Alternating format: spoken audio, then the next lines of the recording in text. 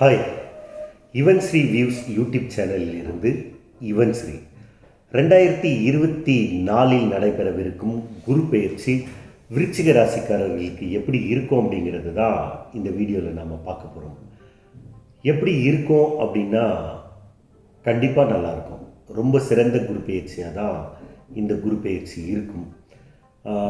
குரு பெயர்ச்சி மே மாதம் 1ஆம் தேதி மதியம் 2:29 புதன்கிழமை கிருத்திகை நட்சத்திரத்தில் சித்திரை மாதம் 18ஆம் தேதி பிறக்குது. இது நாள் வரைக்கும் குரு விருச்சிக ராசிக்கு 6ஆம் வீட்டில் இருந்தார். இந்த மே மாதம் 1ஆம் தேதியிலிருந்து 7ஆம் வீட்டுக்கு குரு போக போகிறார். இதனால் என்ன மாதிரியான மாற்றங்கள் நடக்கும் அப்படின்னா ரொம்ப நல்ல நல்ல மாற்றங்கள் எல்லாம் நடக்கும். ஏன்னா 6ல் இருந்த குரு நிறைய 6ல் அமர்ந்த குருவால் பல சிக்கல்களை, பல பிரச்சனைகளையும், பல துன்பங்களையும் அதெல்லாம் அனுபவிச்சிருப்பீங்க. இப்போ இதுக்கு மேலே அதெல்லாம் இருக்காது. அது சார்ந்து உங்களுக்கு பண விரயம் இருந்திருக்கும், அதுவும் இதுக்கு மேலே இருக்காது. 7ஆம் இடத்திற்கு வரும் குரு, 7ஆம் இடம்ங்கிறது ரிஷபராசி. ரிஷபராசி சுக்கிரனோட வீடு.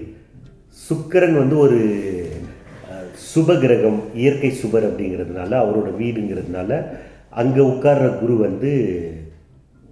நல்லது தான் பண்ணுவார். 7ல் அமரும் குரு அங்கிருந்து தன்னுடைய 5ஆம் பார்வையாக விருச்சிக ராசிக்கு 11ஆம் இடமான கன்னி ராசியை பார்ப்பார். அது ரொம்ப மேன்மையை தரும். அடுத்து தன்னுடைய 7ஆம் பார்வையாக விருச்சிக ராசியே பார்ப்பார். அதுவும் மேன்மையை தரும். அடுத்து தன்னுடைய 9ஆம் பார்வையாக விருச்சிக ராசிக்கு 3ஆம் இடமான மகரத்தை பார்ப்பார். அதனாலேயும் மேன்மை அடையும்.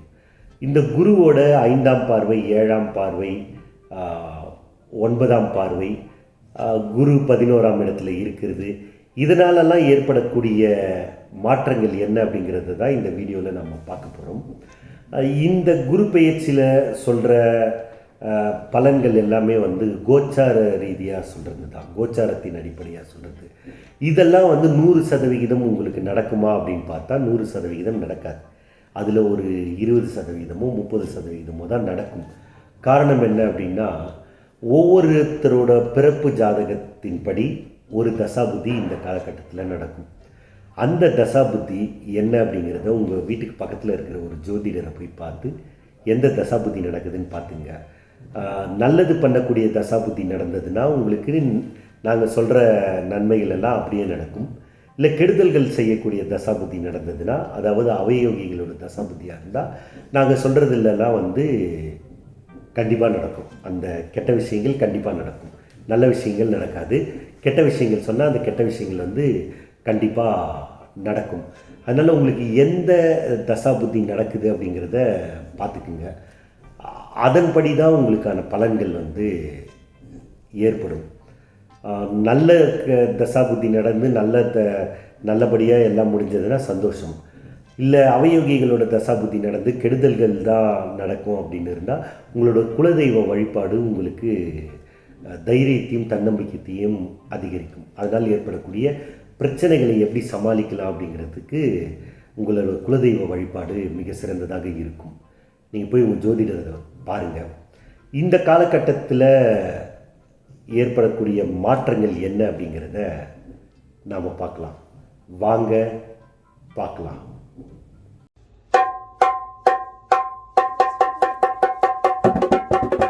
விருச்சிக ராசிக்காரர்களுக்கு 2024 நடைபெறவிருக்கும் குரு பெயர்ச்சி மிக சிறந்த குரு பெயர்ச்சியாகவே இருக்கும். இதனால் உங்களுக்கு சந்தோஷம் அதிகரிக்கும், பணவரவு அதிகரிக்கும். இந்த குரு பெயர்ச்சியால் இது நாள் வரைக்கும் உங்கள் மனசில் இருந்த ஒரு ஸ்ட்ரெஸ் அதெல்லாம் இதுக்கு மேலே இருக்காது. மன வலிகளும், மன வருத்தங்களும், மன சங்கடங்களும் இதெல்லாம் உங்களை விட்டு விலகி போகும். ஆரோக்கியம் மேம்படும். ஆரோக்கிய ரீதியாக பிரச்சனை இருந்ததுன்னா அது மேம்படும். ஆரோக்கிய ரீதியாக செலவுகள் இருந்தால் அது குறையும். வேலையில் பிரச்சனை இருந்ததுன்னா அது குறையும். காரணம் என்னென்னா, 6ஆம் இடத்தில் இருந்த குரு உங்களுக்கு அதெல்லாம் கொடுத்துருப்பாரு. இப்போ 6லேருந்து குரு 7க்கு வர்றதுனால உங்களுக்கு அது சார்ந்த பிரச்சனைகள் எல்லாம் இதுக்கு மேலே இருக்காது. ஸோ வேலையில் உங்களுக்கு நிம்மதி இருக்கும். ஊதிய உயர்வு, பதவி உயர்வு, இடமாற்றம் இதெல்லாம் கண்டிப்பாக கிடைக்கும். உங்களுடைய வார்த்தைக்கு உங்கள் அலுவலகத்தில் மரியாதை இருக்கும். அதுவே உங்களுக்கு சந்தோஷம் ஜாஸ்தியாக இருக்கும். அதனாலேயே முழுமையாக வேலையில் உங்களுக்கு ஒரு நிம்மதி இருக்கும். ஆரோக்கியம் சம்பந்தமாகவும் உங்களுக்கு ஒரு நிம்மதி இருக்கும். இதனால் ஏற்பட்டுக்கிட்டு இருந்த செலவுகள் எல்லாம் இனி குறையும். வம்பு வழக்கு இதெல்லாம் இருந்திருந்ததுன்னா அதிலிருந்து நீங்கள் விடுபடுவீங்க. அதனால் ஏற்படக்கூடிய செலவுகளும் உங்களுக்கு குறையும். இதெல்லாம் உங்களுக்கு இதுக்கு மேலே ப்ளஸ்ஸாக நடக்கும்.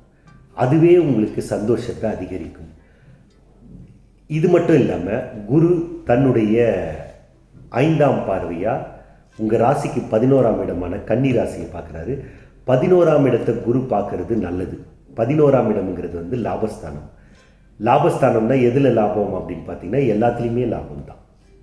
இதில் தான் லாபம், அதில் தான் லாபம் இல்லை. எல்லாத்துலேயுமே உங்களுக்கு லாபம் கிடைக்கும். நீங்கள் உங்கள் பேச்சில் கூட உங்களுக்கு லாபம் கிடைக்கும். செய்கிற வேலையில் லாபம் கிடைக்கும். தொழிலில் லாபம் கிடைக்கும். எல்லாத்துலேயுமே லாபம் கிடைக்கும். நம்ம லாபம் எல்லாத்தையும் எதிர்பார்க்க மாட்டோம். ஆனால் உங்களையே அறியாமல் அது உங்களை சேரும். இந்த காலகட்டத்தில் 11ஆம் இடத்தை குரு பார்க்கறது ஒரு சிறப்பான விஷயம். பணவரவும் அதிகரிக்கும் இல்லையா? குரு 11 பார்க்கும்போது லாபம்னா நமக்கு தெரிஞ்சதே பணவரவு தான். பணவரவு அதிகமாக இருந்தாவே சந்தோஷம் தானாகவே அதிகமாக தான் இருக்கும்.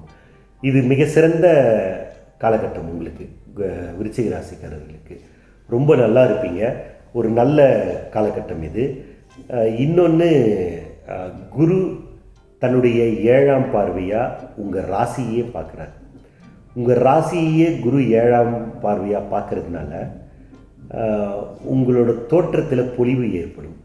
உங்களுடைய சிந்தனையில் தெளிவு ஏற்படும்.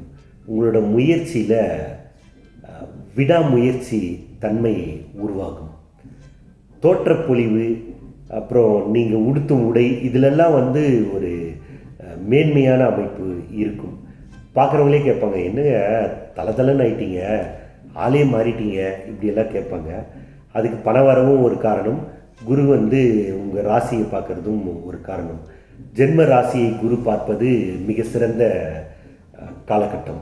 அது உங்களுக்கு மெயினாக தன்னம்பிக்கையை அதிகரிக்கும். அதுதான் முக்கியம். ஒரு பிரச்சனை வந்தால் நம்ம துவண்டு போய் உட்காந்துருவோம் இல்லையா? அதெல்லாம் இதுக்கு மேலே இருக்காது. நம்ம பார்த்துக்கலாம், என்ன ஆகுதோ அதை என்ன ஆகுதுன்னு தான் பார்ப்போமே, முயற்சி பண்ணுவோமே அப்படின்னு எல்லாத்துலேயுமே நீங்கள் முயற்சி பண்ணுவீங்க. அது உங்களுக்கு ரொம்ப சிறப்பாக இருக்கும். குரு அடுத்து தன்னுடைய 9ஆம் பார்வையாக உங்கள் ராசிக்கு 3ஆம் வீட்டை பார்ப்பார். 3ஆம் வீடுங்கிறது தைரிய வீரிய ஸ்தானம், இளைய சகோதர ஸ்தானமும். ஜென்ம ராசியை குரு பார்க்கறதுனாலேயே உங்களுக்கு தைரியம் அதிகரிக்கும், வீரியம் வரும். அதாவது எதை செய்கிறதுக்கும் துணிஞ்சு செய்வீங்க. இப்போ குரு அதற்குரிய ஸ்தானத்தை பார்க்கறதுனாலையும் உங்களுக்கு அது அதிகரிக்கும். அப்படின்னா நீங்கள் எவ்வளவு துணிச்சலோட காரியங்களில் இறங்குவீங்கன்னு பார்த்துங்க. எந்த ஒரு விஷயத்துலையும் சும்மாவே நான் ஆடுன்னு ஆடுவேன், இப்போ காசு கொடுத்துட்டு ஆட சொன்னால் விட்டுருவேண்ணா அப்படிலாம் சொல்லுவாங்க இல்லையா? அந்த மாதிரி ஜென்ம ராசியை குரு பார்க்கறதுனாலேயே உங்களுக்கு தைரியமும் தன்னம்பிக்கையும் விடாமுயற்சியும் அதிகரிக்கும். ஆனால் அந்த இடத்தையே இப்போ குரு பார்த்தாருன்னா அப்போ அது இன்னும் எவ்வளோ இருக்கும் பாருங்கள். எல்லாத்துலேயுமே துணிஞ்சு இறங்குவீங்க. ஒரு கை பார்த்துருவோம். வெற்றியோ தோல்வியோ முயற்சி ஒன்று தான் முடிவில்லாதது அப்படிங்கிறத ரொம்ப தீர்க்கமாக இந்த காலகட்டத்தில் நம்புவீங்க. முயற்சி பண்ணுவீங்க. அந்த முயற்சிக்கு உங்களுக்கு பலன் கிடைக்கும். ஏன்னா லாபம் கிடைக்கணும். அப்போ நீங்கள் செய்கிற முயற்சிக்கு பலன் கிடைக்கும். அப்படின்னா நீங்கள் செய்கிற வேலையெல்லாம் சிறப்பான வேலையாக அமைய உங்களோட முயற்சி மிக உறுதுணையாக இருக்கும்.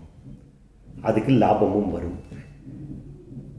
இந்த காலகட்டம் மிக சிறந்த காலகட்டம். இந்த காலகட்டத்தில் பணவரவு இருக்கும், வேலையில் நிம்மதி இருக்கும், தொழில் மேன்மை அடையும், தொழிலில் லாபம் இருக்கும். திருமணம் ஆகாதவர்களுக்கு திருமணம் நடைபெறும். சுப நிகழ்ச்சிகள் வீட்டில் நடைபெறும். 7ஆம் வீட்டில் குரு இருக்கிறதுனால கணவன் மனைவி இடையே சில கருத்து வேறுபாடுகள் ஏற்படும். அது நீங்களே பேசி தீர்த்துப்பீங்க. நண்பர்களிடத்துலேயும் சில கருத்து வேறுபாடுகள் வரும். அதையும் நீங்கள் பேசி நீங்களே தீர்த்துப்பீங்க. காரணம் என்னென்னா, உங்களோட ராசியை குரு பார்க்குறதுனால அதெல்லாம் உங்களால் சமாளிக்க முடியும், இல்லைன்னா சமாளிக்க முடியாது. ஸோ கணவன் மனைவியிடையே கருத்து வேறுபாடு, நண்பர்களிடையே கருத்து வேறுபாடு, தொழிலில் அதாவது பார்ட்னர்ஸ் கிட்ட கருத்து வேறுபாடெல்லாம் வந்ததுன்னா அதையெல்லாம் நீங்களே சமாளிக்கக்கூடிய அளவுக்கு உங்களுக்கு தைரியமும் தன்னம்பிக்கையும் உங்களுக்கு வரும். அதனால் நீங்கள் அதெல்லாம் நீங்களே சமாளிச்சுப்பீங்க. அதனால் நீங்கள் அதை பயப்பட தேவையில்லை. குழந்தை பிறக்கும்.